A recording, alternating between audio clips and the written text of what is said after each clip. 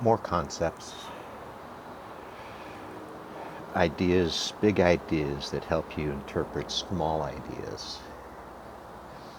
So, signals, signal intelligence,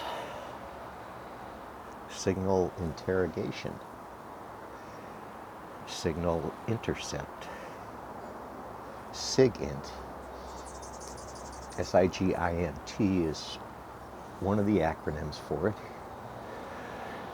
But depending on which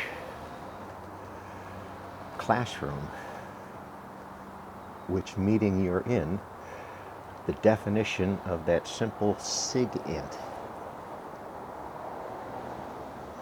term changes in meaning. Some groups might not even recognize that that's what they're doing, is signal intelligence. I've referred to LIGO a few times. A long laser beam. They're looking and timing photon movement. So sensitive that a heavy truck driving by the facility introduces a signal into that system.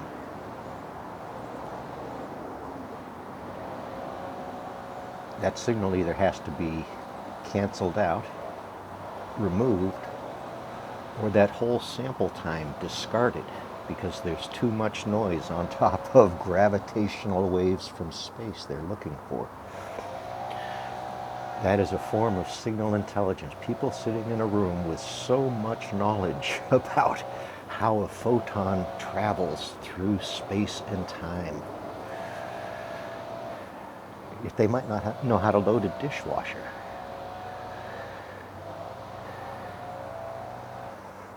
So this term applies in so many places. It might be a form of how you deconstruct the signals coming into you. When you hear something and you see it, your perception might be totally different.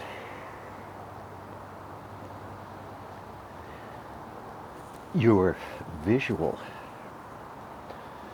note,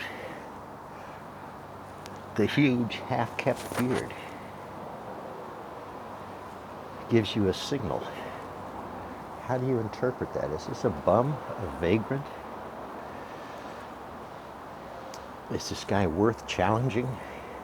Is he a shoplifter? These subtle signals. And this loud beard.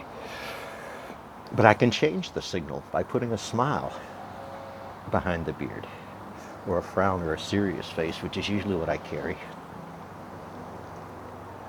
And you can critique the beard and wonder if there's coffee stuck in there that's causing the hues to change. That visual signal is enough to key and trigger some people into thinking strange thoughts. Signal intelligence. Does that apply to our media? Does saying the same thing over and over again make it true?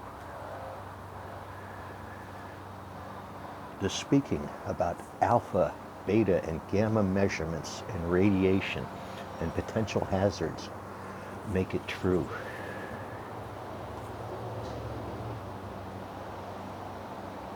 So this idea of signals can be carried into a lot more than radio waves, television waves. There's a signal on the cable that comes into your house, and there's a signal that goes back out. There's a constant signal from your cell phone, depending on what you have turned off or on. And some cell phones do not turn off. They can be interrogated. They can be signaled even though they're off. How about that? So, knowing a bit about signals, where they come from, which direction they're going. I've spoken for a decade now on nuclear probabilities, stochastic probabilities. So, but when listening, when gathering signals, it's important to understand where they're coming from. If they're said too often, it doesn't make them true.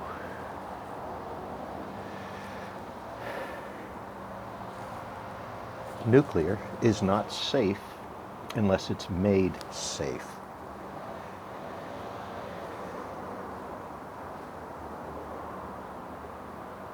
Pieces out. So many pieces. These concepts are abstract tools you carry in a toolbox. Do you need to even turn this on? Or can you just enjoy the show and watch it go by?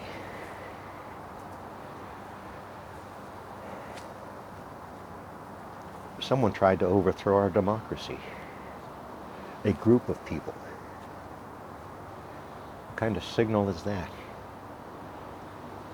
Peace is out.